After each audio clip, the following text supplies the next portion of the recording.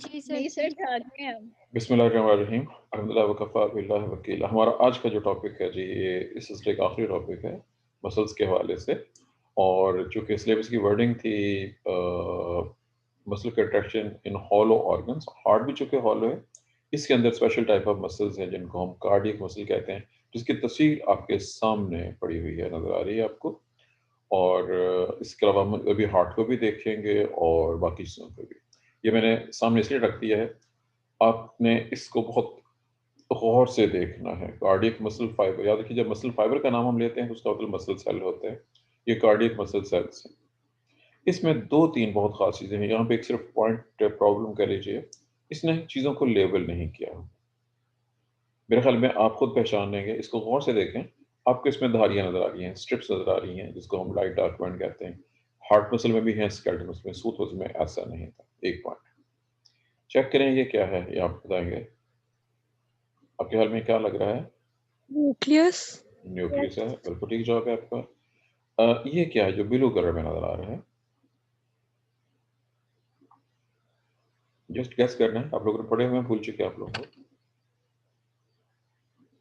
चलें, ये intercalated disc, आप इस नाम से वाकिफ हैं, हमने नाम पढ़े हुए हैं ये वाले, ठीक है। और इसके अलावा ये एक चीज़ को गौर करना था, इसको गौर से देखना। ये ऐसे ऐसे आके आगे ब्रांचेस हो गई हैं, इसके आगे ये दो ब्रांचेस हो गई हैं। कार्डियक मसल फाइबर जो है वो ब्रांच्ड होते हैं। जो इससे पहले हमने पढ़े थे स्केलेटल भी और स्मूथ भी, वो ब्रांच नहीं होते, ये ब्रांच होते हैं। और ये वजह किसके दरमियान में गैप, अगर जो ये गैप यहाँ दिखाए गए हैं, कम्पैक्ट टिश्यू जब हम देखते हैं उसमें ये गैप्स हमें नज़र नहीं आएंगे और ना होते हैं। पहले डायग्राम के उसमें वो गैप शो किए हुए हैं। ये था जी डायग्राम की हद तक। मैं वापस लेके जा रहा हूँ ताकि एक बार आपको हार्ट दिखा दूँ। और ये है जी हार्ट। इसमें ब्लू और रेड कलर के अंदर आप इन बात से वाकिफ हो चुके हैं, right atrium, left atrium, right ventricle, left ventricle. Left ventricle ये टू द स्केल नहीं बना हुआ, लेफ्ट वेंट्रिकल की दीवारें ज़्यादा मोटी होती हैं, ये यहाँ से लेके यहाँ तक, और इसकी कम होती हैं, और ये वाली इतनी ज़्यादा मोटी दीवारें नहीं होती हैं। आने वाला ब्लड ब्लू कलर में दिखाया गया है, जो कि अनऑक्सीडेटेड है, यहाँ से आ रहा है लंग्स की तरफ। जब लंग्स से आता है तो रेड कलर में लेफ्ट एट्रियम, वहाँ से लेफ्ट वेंट्रिकल, और यहाँ से ऑर्टा के जरिए पूरी बॉडी की तरफ। ये है जी अबाउट हार्ट की डायग्राम के हद तक। उसके बाद यहाँ पे आ जाइए। इसने रिदमिकल, पहली बात है रिदमिकल, आप इस बात से वाकिफ हैं, आप समझते हैं इस चीज़ को कि हमारा हार्ट एक ख़ास वक्फे से, आपने जो फिगर पढ़ी हुई है वो है 72 टाइम्स पर मिनट। कभी आपने अपनी हार्ट बीट चेक करके देखी है कितनी है?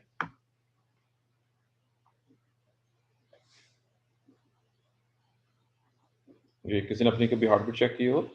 याद रखिए, हार्ट बीट उसे चेक करनी जी है सर। जब आप लेटे हुए हों, रेस्ट कर रहे हों, आराम कर रहे हों, बैठे हुए हों। ये ना हो कि आप दौड़ लगा के और आके हार्ट बीट चेक कर लें। जी, किसी ने रेस्टिंग कंडीशन में अपनी हार्ट बीट चेक की हो, कितनी होती है? आपको बताएगा जी कितनी है? सालिहा ने कहा था यस, और इसके अलावा ये सादिया ने भी ऑन किया है माइक अपना। जी, कौन सर बताए? मेरी मोस्टली 95 होती है। सादिया ने कहा जी 95 होती है जी। और जी कोई? सर मेरी होती है। जी जी, सादिया का जवाब 95 है जी। और जी, किसी और ने कभी नोट किया अपनी हार्ट बीट? सर मेरी 92 होती है रेस्टिंग पे। हिबा 92। चले जी, और जी कोई? सर 90 से अबव ही होती है मारिया जब भी 97, 3 हो गया जी। सर और कोई? मेरी तो 80 में होती है, 85 तक या फिर 83। मरियम ने 85 का 4 जवाब हो गए जी। और कोई जी? मेरी 80 होती है। 5 हो गए जी, ठीक हो गया। और कोई? 5 लोगों ने जवाब दिया है जी। चलें, बहरहाल आपके जो जवाब मैंने सुने हैं मेरे लिए बड़े हैरान कुन और परेशान कुन भी हैं। अब आप लोगों ने ऐसे करना है, आज मैं इसको डिस्कस नहीं करूँगा। आप लोगों ने आज रेस्टिंग कंडीशन में अपनी हार्ट बीट चेक करनी है, और कल मुझे बताना है कि रेस्टिंग कंडीशन में, रेस्टिंग बेस्ट होता है कि आप लेट जाएं और वॉच को सामने रख के पूरा 1 मिनट जो है, और लेटने का मतलब ये है कि आप उससे पहले चल फिर ना रहे हो, काम ना कर रहे हो, कम से कम आपको आधा घंटा हो गया हो आप बैठे हुए हों या लेटे हुए हों, बोल भी ना रहे हों, चल फिर भी ना रहे हों, सोच भी ना रहे हों ज़्यादा, और फिर हार्ट बीट चेक करें। और जब वो हार्ट बीट होगी वो आपने मुझे बतानी है कितनी है, क्योंकि आपने जो जवाब दिए हैं वो मेरे लिए बड़े परेशान कौन है।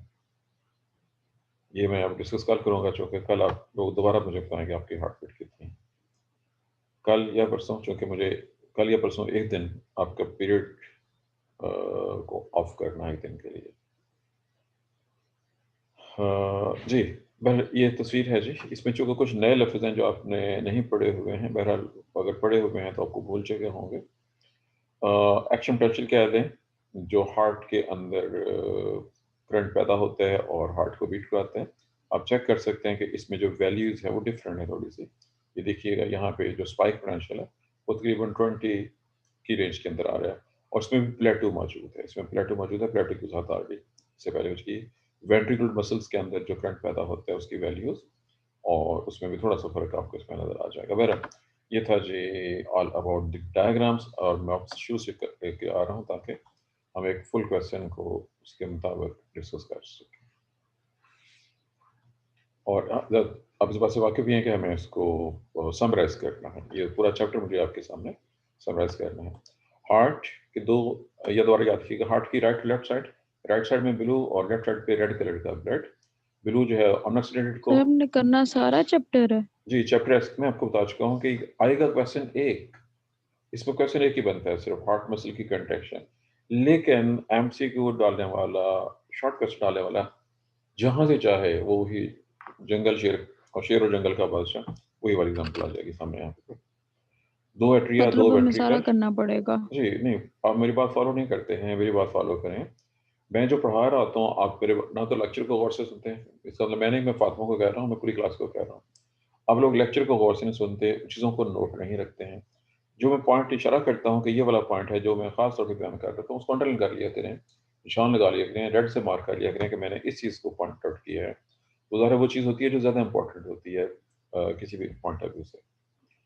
यहाँ पे सिर्फ तारफ़ है राइट साइड और लेफ्ट साइड। राइट साइड में अनऑक्सीनेटेड या लेस ऑक्सीनेटेड और लेफ्ट साइड के ऊपर ऑक्सीनेटेड ब्लड होता है जिसको ब्लू रेड कलर से शो किया जाता है।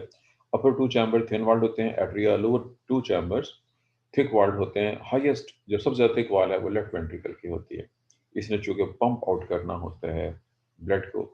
जो ये ब्लू कलर का ब्लड जा रहा है लंग्स की तरफ पल्मोनरी साइड पे, जब वापस आ रहा है रेड कलर में, ये पल्मोनरी साइड, और जो यहाँ से जा रहा है रेड के साथ ये ऑर्टा है, पूरी बॉडी में लेके जाएगी जो सिस्टमिक सर्किट होता है, और ये ब्लू कलर में वापस आ रहा है, ये वेन से जो ब्लड लेके आ रही है। मैंने हार्ट की वर्किंग और स्ट्रक्चर का जनरल तारफ आपके सामने एक पैराग्राफ की शक्ल में प्रस्तुत कर दिया। हेडिंग है जी फिजियोलॉजी ऑफ कार्डियक मसल। इसमें 2 खास चीज़ें हैं, बहुत अहम चीज़ें हैं। मसल तो इसमें मौजूद ही हैं, एट्रियल और वेंट्रिकुलर मसल, लेकिन इसमें नया लफ्ज़ है जी excitatory and conductive muscle fibers. ऐसे फाइबर जिसमें एक्साइटेशन खुद पैदा हो रही है, पेस मेकर के नाम से आप वाकिफ हैं। यहाँ लफ्ज़ नहीं लिखा हुआ है, एसए नोड और AB node. I am sure आपने ये नाम सुने हुए हैं, याद रखे नहीं याद रखे? पहले से याद है कि याद है? फिर से हल्का सवाल है। जी सर पढ़े हैं एसए नोड और एबी क्लास में नोड्स सर। जी। अब जो दो एक लफ्ज़ अभी डायग्राम में आया था पुरकिंज फाइबर या पुरकिंज फाइबर के नाम से ही है, और इसके अलावा और भी फाइबर्स हैं जो कि किसी डायग्राम में आगे आ जाएंगे कहीं ना कहीं पे। ये सब चीज़ें इसके लिहाज से बहुत खास कीमत की हामिल है।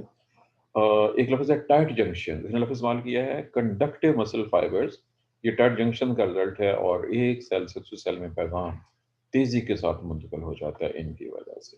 अब मैंने यहाँ पे इस चीज़ को खास तौर पर पिन पॉइंट कर दिया।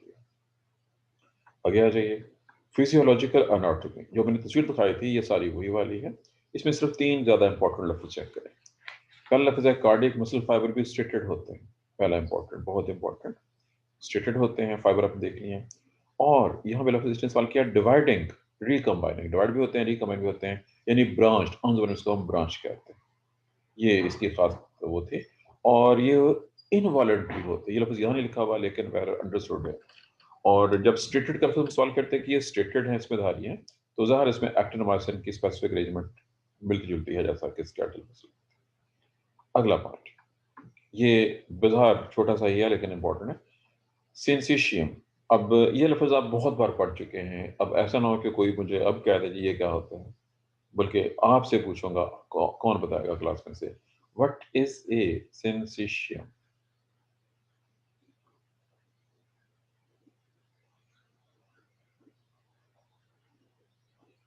जी को बताना चाहेगा जी? कोई नहीं बताना चाहता। ये तो सेमेस्टर 1 से आप लोग पढ़ते आ रहे हैं। ये कई जगहों पे मुख्तलिफ मायनों में इस्तेमाल किया गया है। स्पेसिफिकली एक बड़ा सा सेल जिसमें बहुत से न्यूक्लियस हों उसको सेंसेशन कहते हैं स्ट्रक्चर के लिहाज से। पॉलीन्यूक्लियर मल्टी न्यूक्लियर सेल्स, या यहाँ पे ये फंक्शन के लिहाज से सिंसेशन के तौर पे काम कर रहा है। इसलिए ये लफ्ज़ मैंने अभी ऊपर बोला था, इंटरकैलेटेड डिस्क, ये वो ख़ास चीज़ है डार्क एरियाज जो कि कार्डियोमयोसिस फाइबर्स में है, और ये एक ऐसी चीज़ है, ये सेल मेम्ब्रेन्स हैं जो सेल्स को सेपरेट भी कर रही हैं, लेकिन इन इस तरह से जुड़ी होती हैं कि मैसेज इनके ज़रिए अगले सेल में फौरी तौर पर ट्रांसफ़र हो जाता है। इसकी डायग्राम अगले चैप्टर से दिखाई गई है, पहले यहाँ पे ये इस कलर में ऐसे दिखाई गई है, इंटरकैलेटेड डिस्क। आगे आ जाएं जी। जी बिल्कुल, यहाँ पे लफ्ज़ चेक कीजिएगा। याद रखिए कि मुख्तलिफ इस्तेमाल कर सकते हैं। इसने अब क्या इस्तेमाल किया है वर्डिंग देखिएगा। The cell membranes fuse with one another in such a way that they form permeable communicating junctions. इस लफ्ज़ इस्तेमाल किया है gap junctions that allow almost totally free diffusion of ions. ये इसकी वर्डिंग है जी गाइटन की। अब इसने यहाँ गैप जंक्शन इस्तेमाल किया कि ऊपर से इस्तेमाल किया परमिएबल। इसमें इस तरह के सुराख मौजूद हैं कम्युनिकेशन के लिए कि आयंस एक सेल से दूसरे सेल में जा सकते हैं, इसलिए मैसेज जो एक सेल में पहुंचता है वो करंट की शक्ल में इसी तरह से आगे की तरफ फ्लो ऑफ आयन जो है वो करंट ही कहलाता है आम ज़बान में, ये याद रखिएगा। ये था जी इसका पॉइंट इधर, और इसका दूसरा कॉलम निकाल लेते हैं जी। इसके दो हिस्से इसने कहा जी, एट्रियल सिंसिशियम एट्रियम के हद तक है, और वेंट्रिकल सिंसिशियम, और उसकी वजह अभी जिक्र आएगा उसका, एसए नोड और एवी नोड, ये लफ्ज़ ने लफ्ज़ इस्तेमाल किए यहाँ पे। और एक लफ्ज़ है जी AV bundle, atrioventricular bundle, और मेरे ख्याल में हमें वो डायग्राम निकाल के देखनी पड़ेगी जो कि गालिबन इसी में कोई आगे जाके दी होगी। मैं पहले डायग्राम में निकालूँ ताकि ये लफ्ज़ जो बार बार आ रही है एक बार देख लिए जाएँ, ताकि आपके ज़हन में चीज़ें याद रखिएगा। डायग्राम के साथ चीज़ें ज़्यादा क्लियर होती हैं, ज़्यादा याद होती हैं, और अगर डायग्राम ना हो और सिर्फ लफ्ज़ हों तो पास का वो पॉइंट क्लियर नहीं होते। ये वजह है कि zoology, botany, biology, life sciences में डायग्राम की अपनी ख़ास अहमियत होती है। लेकिन मुझे लग रहा है जी इसने अभी तक तो वो डायग्राम नहीं दी है जी। यहाँ पे आके जी बिल्कुल लफ्ज़ मौजूद हैं जी, लेकिन जो मुझे चाहिए था वो डायग्राम नहीं। चलें हर बहरहाल देख लीजिए। Look at here SA node, this is SA node, sinoatrial node. आमतौर पर इसे पेस मेकर कहते हैं। और नंबर 2 पे ये है एवी नोड, एट्रियोवेंट्रिकुलर नोड। ये जो दो नोड्स हैं ये स्पेसिफिकली ये तो पेस मेकर कहलाता है, अगर ये खराब हो जाता है ये पेस मेकर बन जाता है। इसके अंदर करंट खुद बहुत ओरिजिनेट होता है, ये मॉडिफाइड मसल टिश्यू है, या ये कह लीजिए कि ये नर्वस और मसल टिश्यू का एक स्पेसिफिक कॉम्बिनेशन है जहाँ पे खुद एक्साइटेशन होती है, करंट निकलता है। और इसमें कुछ और लफ्ज़ है, ये वेगाई, आप इस नाम से वाकिफ हैं? इसको देख के जरा बताना मुझे, आप समझते हैं वेगाई क्या चीज़ है? हमने वेगस पढ़ा हुआ है, ये उसका सिंगुलर तो नहीं है, प्लूरल? ये लाहौर का लाहौरी है जी। वेगस, वेगस से वेगाई निकला है, वेगस की जमा है ये कह लीजिए, वो वेगाई उसी से ताल्लुक है। ये राइट साइड से और ये लेफ्ट साइड से आने वाली, जो राइट साइड से आने वाली है वो एसए नोड में, और जो लेफ्ट से आने वाली है वो एवी नोड को करंट दे रही है। और याद रखिएगा वेगस नर्व जो है it is part of parasympathetic nervous system, याद रहेगी बात कि नहीं। अब यहाँ पे आ जाए, हेडिंग है सिंपैथेटिक चेन। इसने इसका लफ्ज़ सिर्फ लिखा है सिंपैथेटिक चेन, मैं लफ्ज़ पूरा बोलने लगा हूँ। आप लोग सेमेस्टर 4 पढ़ चुके हैं, ज़ाहिर मैंने नहीं पढ़ाया होगा, किसी और ने पढ़ाया। जो लफ्ज़ मैं बोल रहा हूँ आपने बताना है किस हद तक वाक़िफ़ में। लफ्ज़ है पैरावर्टिब्रल चेन ऑफ गैंग्लिया, वाक़िफ़ है इससे कि नहीं? पैरावर्टिब्रल चेन ऑफ गैंग्लिया,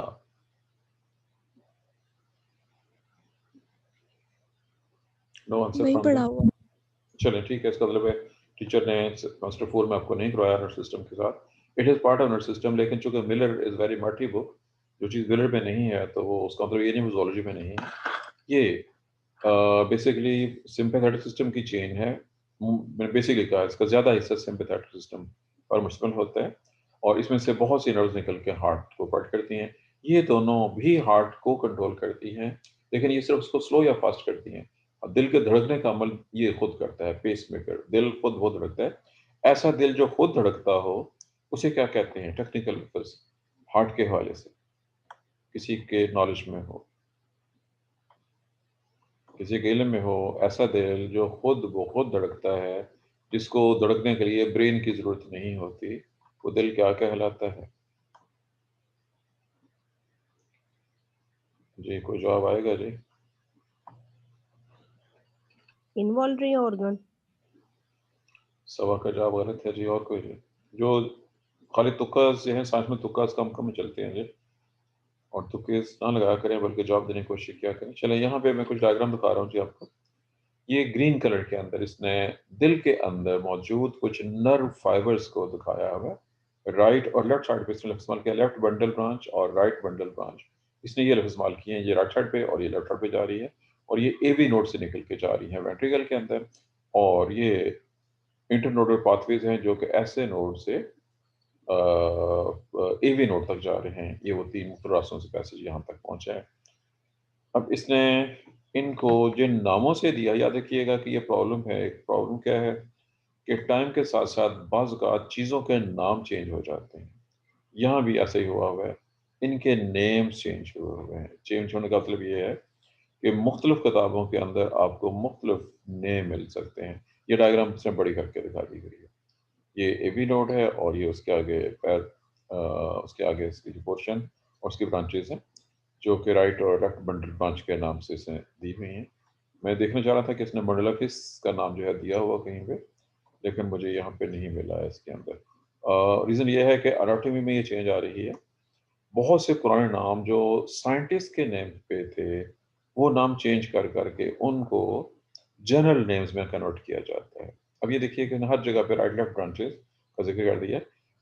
किसी भी पुरानी किताब को आप चेक करेंगे, जिस दौर में मैंने पढ़ा हुआ है, तो वहाँ पे बड़े वाज़ेह तौर पर 2 लफ्ज़ थे, एक तो पुरकिन फाइबर के नाम से और दूसरे बंडल ऑफ हिस के नाम से। लेकिन अभी इस वक़्त मुझे गाइटन के अंदर इस पूरे चैप्टर में मैंने 2 चैप्टर मूव कर लिए हैं, कहीं पे भी ये लफ्ज़ नहीं मिला। इसका मतलब है कि इसने ये लफ्ज़ क्लासिकल लफ्ज़ छोड़ दिए हैं, और शायद मैं एक और देख लूँ, शायद यहाँ पे कहीं पे मिल जाए। अगर यहाँ भी ना हो तो वापस हमें अपने चैप्टर में जाना पड़ेगा। जी, इसने कहीं पे भी वो क्लासिकल अल्फाज इस्तेमाल नहीं किए हैं और सिर्फ न्यू जो है अल्फाज दे दिए हैं। चलें खैर कोई बात नहीं है। आप नेट से भी चेक कर सकते हैं, पुरकिन फाइबर और बंडल ऑफ हिस, नेट से सर्च कीजिएगा, वहाँ पे सर आसानी से। लिखा हुआ है पुरकिन। चलें वो एक जगह पे आया ना, मैं डायग्राम में देखना चाह रहा था कि डायग्राम इसने उसको लेबल किया हुआ बाकायदा, इसने लेबल नहीं किया हुआ है। चलें बहरहाल ये था जी, मैंने आपको नर्व सिस्टम्स का दिखा दिया, हार्ट के अंदर जो मौजूद है वो फाइबर जो मैसेज को कंडक्ट करते हैं वो दिखा दिए हैं, और हार्ट की जो मसल्स हैं उनकी शक्ल सूरत भी आपको दिखा दी है। आज ये हमारा बैकग्राउंड नॉलेज कुछ ज़्यादा फैल गया है, इसलिए हमारा असल क्वेश्चन थोड़ा सा पीछे रह गया है। ये सब ये जल्दी जल्दी वापस आएगा तो फिर जी आगे बढ़ेगा। चलिए अब हमारे यहाँ पे असल टॉपिक की तरफ कि प्रोसेस जो है, अब हम एक्साइटेशन को छोड़ रहे हैं, हम सिर्फ मसल की कंट्रैक्शन की बात करने लगे हैं। अब बाकी सब कुछ इसमें ऐसी कोई नई चीज़ नहीं है। मैसेज पहुंचा है, करंट जहाँ से भी आया वो ज़्यादा मसला है। जैसे ही एट्रियम या वेंट्रिकल के किनारे पे मैसेज पहुंचता है, करंट पहुंचती है, तो वो इन सेल्स में, जैसे पहले बात हो चुकी है कि स्पेसिफिक आपकी बुक के मुताबिक उसने जो इस्तेमाल किया है गैप जंक्शन और परमिएबल का है इनको, मैसेज एक से दूसरे सेल में, दूसरे तीसरे सेल में मुसलसल तेजी के साथ पहुंच जाता है। और हार्ट अपने कार्डियक साइकिल, कार्डियक बीट के वाले से वाकिफ है, तकरीबन 1 सेकंड के करीब टाइम लगता है इसमें, 1 सेकंड के करीब, जिसके नतीजे के तौर पर इसमें एक तो प्लेटूस, आपने तस्वीर में देखे हुए प्लेटूस मौजूद हैं, जिसकी वजह से ये सारे का सारा कंट्रैक्शन का मसल जो है प्रॉपर तरीके से हो जाता है, और हार्ट जो है एक ख़ास रफ्तार से, एक ख़ास रिदम के साथ बीट करता है। अब इसमें एक्शन पोटेंशियल का हेडिंग है चुके जी, ये चुके यहाँ तक हम कर चुके थे। एक्शन पोटेंशियल को देख लीजिए, इसकी है जी वैल्यू, इसने कहा है कि एवरेज अबाउट, इसको कह रहे हैं ventricle muscles fibre shown figure, average about ventricle muscle में 105 मिली वोल्ट्स है, which means that the intracellular potential rises from a very negative value, minus 85 millivolt,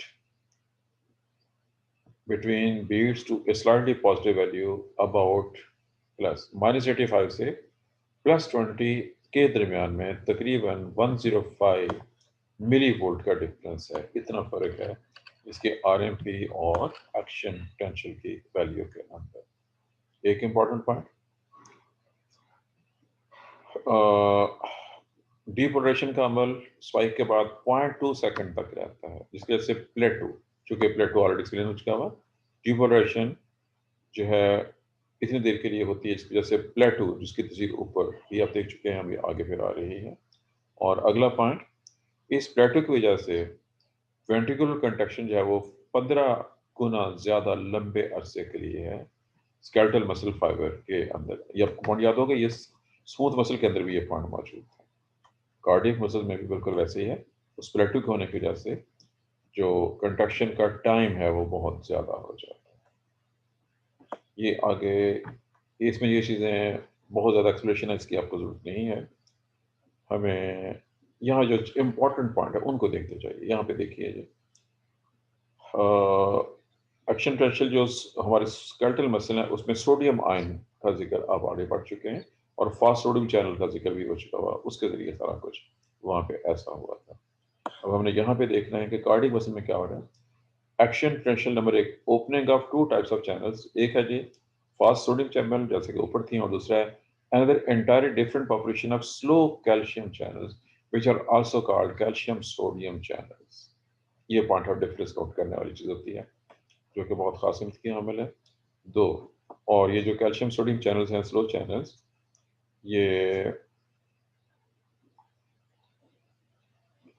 ये स्लो तो देर से होती हैं, लेकिन उसके बाद ये काफ़ी देर तक टाइम के लिहाज से ओपन रहती हैं, जिसकी वजह से इस पूरे प्रोसेस को डिले करने में और प्लेटो, आप प्लेटो के नाम से जो कि वाकफ हैं बहुत जगह से, में मदद देती है, जिसके नतीजे के तौर पर जो कंट्रैक्शन है वो प्रोलॉन्ग हो जाती है, ज़्यादा देर के लिए होती है, और ज़ाहिर इसमें एनर्जी उस रेफरेंस से कम खर्च होगी जितनी कि स्केलेटल मसल खर्च कर रहे होते हैं। ये एक पॉइंट था जो इम्पोर्टेंट पॉइंट, मैंने एक बार फिर बता दिया कि मैं जो पॉइंट आउट कर रहा होता हूँ चीज़ वो खास अहमियत की हामिल होती है। ऐसे यहाँ पे भी देखिएगा ये पॉइंट एमसीक्यूज़ के लिए। स्लो कैल्शियम सोडियम चैनल जब क्लोज होती हैं तो 0.2 से 0.3 सेकंड का टाइम लगता है, कैल्शियम और सोडियम आयन आना बंद हो जाते हैं, और ये उसके बाद कुछ देर के लिए हार्ट मसल्स रेस्ट करते हैं, आरएमपी, और फिर उसके बाद दोबारा नेक्स्ट वेव जो है वो स्टार्ट हो जाती है। वेलोसिटी ऑफ सिग्नल कंडक्शन, ये जी यहाँ पे इसने बुर्किन फैक्टर इस्तेमाल किया अब इस वक्त, चलें खैर ठीक है। वेलोसिटी, रफ्तार, ये है जो 0.3 से लेकर 0.5 मीटर पर सेकेंड। ये 1/250th है velocity in the large nerve fibres के मुकाबले में, और स्केलेटल मसल फाइबर के मुकाबले में 1/10 कम।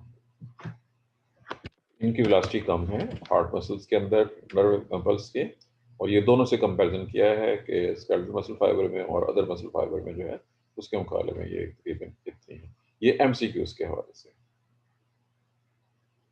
अब जो हार्ट का स्पेशल कंडक्टिव सिस्टम है पुरकिंज फाइबर, ये लफ्ज़ जैसे मैंने कहा था कि इसने इस्तेमाल किया लेकिन यहाँ पे इस्तेमाल किया, इसकी रेट है 4 मीटर पर सेकेंड, जबकि विच अलाउज जी जो फाइबर्स हैं ये कंडक्ट करते हैं तेजी से, लेकिन जो हार्ट के मसल्स के अंदर पैगाम मुंतकिल होता है उसकी जो स्लो होने की वजह से, ताकि उसको डिले किया जा सके, ये उसकी वो स्पेसिफिक पॉइंट थी। इसकी एक्सप्रेशन है लेकिन हमें उसकी जरूरत नहीं है फिलहाल, जहाँ तक मेरा ख्याल है ये हमारे इसमें सिलेबस में इतनी डीप डिटेल में हम नहीं जाना। रिफ्रैक्टरी पीरियड डायग्राम आप देख चुके हुए हैं, ये रिलेटिव रिफ्रैक्टरी पीरियड है थोड़ा सा यहाँ पे, लेकिन बल ये पॉइंट हमें नहीं चाहिए जो कि हम इस रेफरेंस को स्टडी नहीं कर रहे हैं। जी टाइम आपका कब खत्म होने वाला है? जो होने वाला है बस मेरा ख्याल थोड़ा सा रह गया, coupling calcium ions transfer table. जी सर बस थोड़ा ही रह गया। जी सर 4 मिनट्स रह गए बस। ठीक है जी, ये पूरा होने वाला टॉपिक हमारा। यहाँ पे एक लफ्ज़ आप TT transfer table, tea table के नाम से वाक़ में पहले से, ये इसने जिक्र किया हुआ है, इसमें मैं वो फिक्रा ढूंढना चाहता हूँ जो उसने अगर दिया हुआ हो प्रॉपर।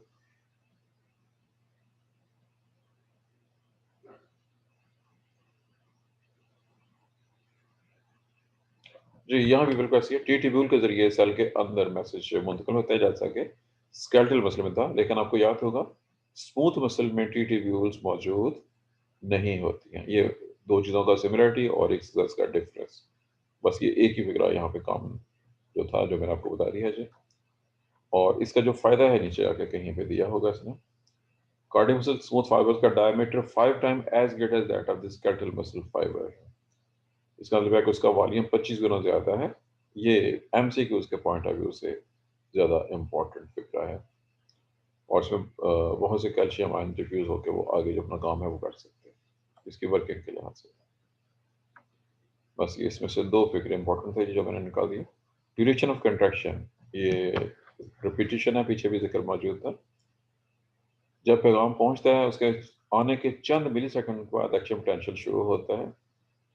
कंट्रैक्शन एक चंद मिली सेकंड के लिए होती है उसके बाद, और कार्डियक मसल्स का जो है बढ़ेंगे, including the plateau 0.2 second in the artery muscle, 0.3 second in the ventricular muscles. ये पूरे का पूरा पैराग्राफ है छोटा सा।